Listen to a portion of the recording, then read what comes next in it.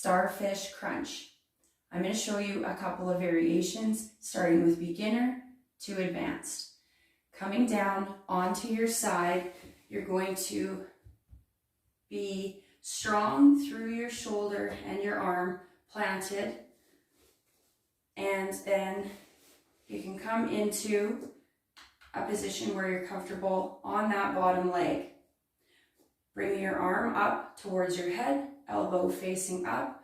You're going to also then lift the leg, bring the elbow and the knee together, and then take them away from each other here.